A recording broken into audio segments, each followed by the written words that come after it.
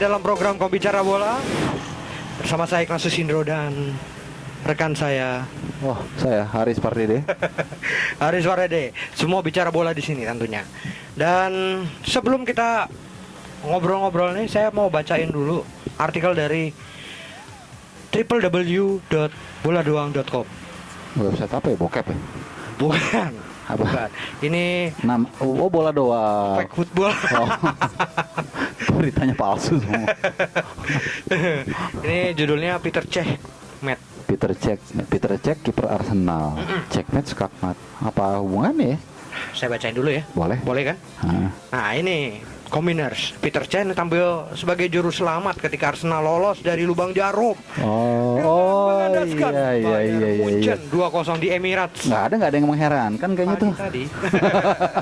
Pagi tergantung nih. Iya, Pokoknya Rabu dini hari kemarin. Bekas penjaga gawang Sparta Praha Dan Chelsea ini tampil impresif selama 90 menit untuk menjaga gol-gol yang diciptakan oleh Giroud. Giro pada menit ke-77 dan Ozil di penghujung laga. Apal kan yang nulis gua. Cech tercatat melakukan setengah lusin lebih penyelamatan dari kemudian anak Bavaria. Penampilan pemain berdarah Republik Ceko ini hanya bisa disamakan oleh Manuel Neuer yang sayangnya kebobolan 2 kali. Dengan kemenangan ini Arsenal tetap terjaga. Fase berikutnya tetap hidup dengan mengantongi 3 poin dari 3 pertandingan di yang grup dijalankan di grup F. Harusnya gue nggak usah bacain aja. Ambil ngantuk-ngantuk tuh ngetiknya pagi-pagi. Pasti itu deh sebelum pertandingan selesai udah kelar. Iya itu kadang-kadang tuh bola doang itu pertandingan belum selesai beritanya udah ada loh. Itu luar biasa. Pernah sekali salah ada gol di berubah lagi. Semalam juga pas itu Arsenal Munchen kan pas hari terakhir iya, gue udah bikin 1-0 tuh. Kok rubah lagi di kita. Kaunya Mesut Ozil keren. Nah itu pertama pertandingan tersebut ya membuktikan bahwa prediksi banyak sekali orang ini salah kecuali saya. Curang nih kan. Semua banyak orang memprediksi bahwa Munchen minimal membawa poin pulang, nggak akan menang telak tapi bawa poin paling enggak gitu. Iya. Tapi prediksinya salah. Sebenarnya memang sudah diwanti-wanti oleh Pep Guardiola, pelatih Munchen sebelum pertandingan ini bahwa Arsenal punya kartu as. Kartu asnya adalah motivasi dan motivasi ditunjukkan dengan permainan yang sangat baik. Dan memang cara Arsenal mengalahkan Munchen itu mirip ketika Arsenal mengalahkan MU. Dan memang sebelum ini pun juga banyak yang mengatakan kalau Arsenal bisa main dengan gaya mengalahkan MU, Munchen mereka bisa kalahkan. Apalagi mereka punya motivasi. Dan yang juga terakhir last but not least adalah Peter Cech. Nah, tadi kan seperti yang sudah diangkat di bola doang, memang sejak awal dia hadir di Emirates Stadium banyak yang mengatakan ini bisa menjadi penentu apakah Arsenal berhasil meraih gelar atau tidak. Ya, memang Champions susah, kita akui susah sekali, tapi paling tidak bisa memberikan satu perbedaan. Kita lihat di pertandingan tersebut misalnya Peter Cech ketika masih 0-0 beberapa kali digempur habis-habisan melalui sejumlah pemain. Douglas Costa dari sisi kanan pertahanan Arsenal, lalu juga Lewandowski tidak terlalu banyak. Muller juga ada penyelamatan Cech yang dilakukan dari tendangan Muller sebagainya, sehingga akhirnya ketika confidence Arsenal itu tumbuh, mereka mampu mencolong gol ya, melalui Oliver Giroud yang juga baru masuk sekitar mungkin 3-4 menit. Dan setelah itu mereka bertahan dengan sangat baik dan mereka punya killing goal ya di menit ke-90+3 kalau tidak salah melalui Mesut Ozil yang mengingatkan kita kepada Piala Dunia 2006 kalau tidak salah ya. 2006. Karena bola tapi kali ini disahkan, bola sudah melewati garis gawang dan sah dan 2-0 dan selesai pertandingan. Tuh, jadi memang kuncinya adalah di Peter Cech dan juga motivasi mereka. Walaupun kans untuk lolos terjaga tapi masih berat. Masih berat karena dua pertandingan sebelumnya kalah. Mereka kalah dari Olympiakos dan juga Zagreb. Ya, Zagreb ada di posisi sama-sama 3 dengan Zagreb, tapi Zagreb kalah sisi gol sehingga Zagreb paling bawah posisi 4. Arsenal posisi ketiga, Olympiakos di posisi kedua, dan Munchen tentunya 1 di posisi pertama dengan poin 6. Jadi semua masih bisa tidak lolos, semua juga masih bisa lolos. Oke. Nah, ini juga menandakan bahwa ternyata kekuatan di kancah Eropa ini makin merata tampaknya. Iya, memang ini menarik. Kenapa menarik? Karena bukan hanya di level klub sebenarnya, di level negara juga demikian ya. Islandia misalnya sudah memastikan lolos ke kualifikasi ke putaran final Euro 2016 di Prancis tahun depan.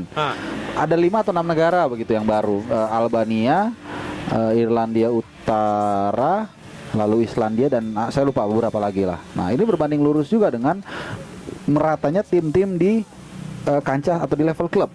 Betul. Azerbaijan misalnya mereka mengirimkan sekarang sudah ada 3, bayangkan Azerbaijan. Saya bayangkan.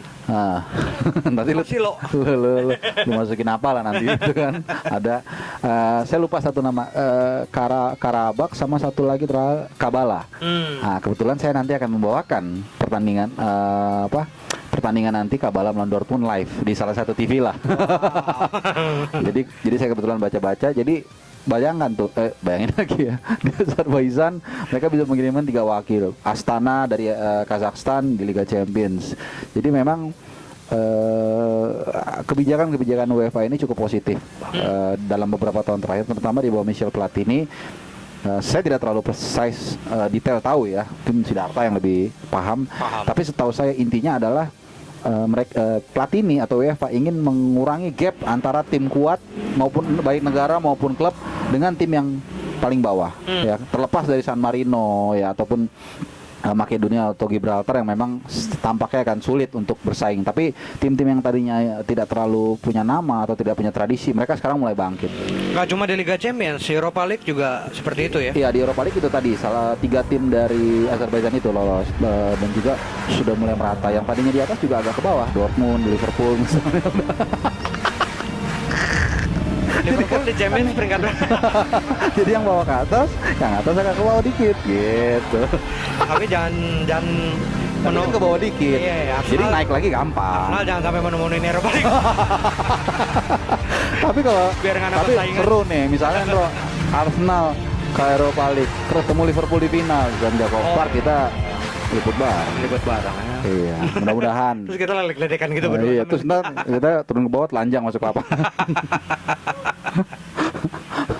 Terus bawa poster Bobotoh sama The Jack damai. Tetap ya. Tapi ya gitu, kira-kira memang menarik sekali itu melihat perkembangan kekuatan tim-tim maupun tim nasional di Eropa ini semakin merata dari waktu ke waktu. Nah, ini sebenarnya bagusnya di lingkup UEFA tadi udah disentil sama Haris ya. Tapi si Haris. Iya dong, apa itu Batol. Ramahnya resmi gitu. Batol. Iya. So berwibawa gitu. Terus tapi di tingkat klub sendiri kebijakannya sebenarnya berpengaruh nggak? Misalnya di masing-masing klub gitu. Untuk terutama di negara-negara kecil ya. Liga mungkin Liganya, lebih tepatnya. Kalau kita lihat di Inggris sudah mulai. Kita lihat misalnya 2 musim lalu kalau tidak salah Cardiff itu degradasi aja dapat 1 triliun. 1,05 triliun kalau nggak salah. Pokoknya banyak lah. Padahal degradasi. Ya jadi itu yang untung mengusaha Malaysia itu. Iya si Vincent Tan kalau nggak salah. Jadi kalau Liga Inggris sudah mulai ke arah situ ya, relatif sudah merata. Buktinya salah satunya kita lihat sekarang. West Ham ada di posisi ke-4 klasemen sementara. Padahal kalau kita lihat West Ham sebenarnya kan tidak terlalu bertabur bintang. Lalu Leicester ada di posisi ke-5, Crystal Palace ke-6. Ya, memang kita akan mengatakan Etienne nanti timnya itu juga. Tapi paling tidak fenomena ini agak cukup memberikan satu bukti bahwa memang gap di Liga Inggris ini agak sedikit mulai berkurang. Di Spanyol yang masih belum ada obatnya. Kenapa? Karena kan selalu kericuannya gitu. Pembagian hak siar TV itu antara duo jagoan Madrid sama Barcelona dengan yang lain-lainnya. Ya, tentu ya mereka berdua ingin yang lebih banyak karena mereka bilang ya Spanyol tanpa ada kita bukan Liga Spanyol gitu. Tapi yang lain ya udah lu main aja berdua, nggak jalan juga kan gitu. Sebenarnya saling itu yang akhirnya makanya mungkin Liga Spanyol agak susah untuk menembus dominasi mereka berdua tuh, Barcelona sama Real Madrid. Mungkin hanya Atletico 2 musim lalu ya yang bisa merusak hegemoni Madrid dan Barcelona. Meskipun saat ini Celta Vigo juga masih Iya, Celta Vigo udah kalau nggak salah posisi kedua ya, tapi poinnya sama sama Madrid di peringkat 1 ya. Pokoknya ya, tapi itu tadi sih paling mentok-mentok juga ntar 3-4 gitu yang Celta Vigo, at the end ntar Madrid sama Barcelona. Untuk Jerman sendiri kan masih Munchen nih. Nah, Jerman tuh sebenarnya paling akut. Kalau kita bicara competitiveness atau daya saing itu paling akut. Saya dari sekarang bisa potong-potongan biji mata. Potong-potongan biji karet. Kalau yang bukan juara Munchen, potong biji matanya Indro. Itu malah kita hanya bicara pekan keberapa sih dia juara, ya kan? 9 pertandingan 9 kali menang, 27 poin dan hanya kebobolan berapa gitu. Aduh, pokoknya udah Lewandowski-nya lagi iya, tinggal nunggu juara aja sebenarnya. Walaupun berkali-kali saya pernah ditanya, Matthias Sammer bilang ini belum selesai. Ya, siapa bilang belum selesai? Emang belum selesai. Baru 9 pertandingan dari 38. Iya, dari 34. 34 ya 17 kali 2. Gitu. Jadi kalau dari daya saing ya Bundesliga sebenarnya payah. Maksudnya bukan payah sih, tidak menarik gitu. Cuman kalau dari sisi yang lain mau digali, misalnya dari kemasan mereka dalam misalnya penonton, animo penonton, atmosfer penonton, lalu sebagainya, itu mungkin mereka lebih baik ya, harga tiket murah, penontonnya juga lebih tertib dan sebagainya. Nah, gitu. Tapi makin menarik melihat klub-klub di Eropa ya. Ini kayaknya walaupun lawannya klub-klub yang dibilangnya klub kecil gitu, tapi tetap aja menarik pertandingan. Iya, karena itu tadi perbedaannya tuh sudah semakin kecil. Ya, liga mereka juga makin baik, gizi mereka juga sama-sama baik gitu kan, sama-sama makan.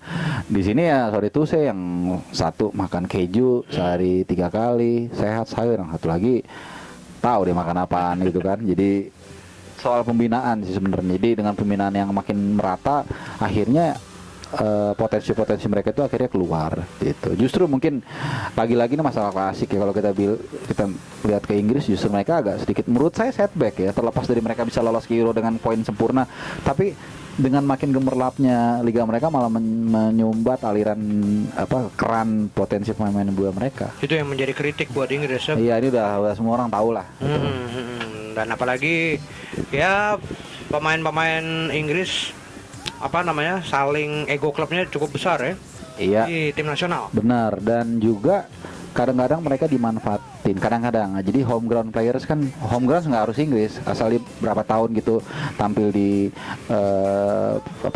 tim tersebut sejak junior itu sudah homegrown. Nah, ini juga kadang-kadang main Inggris mahal harganya. Klub mau nggak mau tapi beli, bukan buat apa, buat ngomongin kuota doang. Ada juga kayak gitu permasalahan nih. Jadi pelik lah gitu. Tapi kalau liganya sih mau menguntungkan, kontrak mereka juga tahun depan kan hak siarnya berapa miliar dolar gitu, pokoknya naik tinggi lah gitu. Tapi ya lagi-lagi ini mengundang juga pemain-pemain dari luar Inggris yang akhirnya menyumbat kesempatan bermain bagi pemain lokal. Oke, kayaknya kita sampai di berapa menit sih kita udah nggak tahu udah banyak. Oke, kita akan kembali lagi ke episode selanjutnya tentu dengan topik-topik yang lebih menarik ya, Bung Ari. Iya, pasti dong, pasti. Oke, salam bicara bola, saya Francis Bro. Saya harus pasti.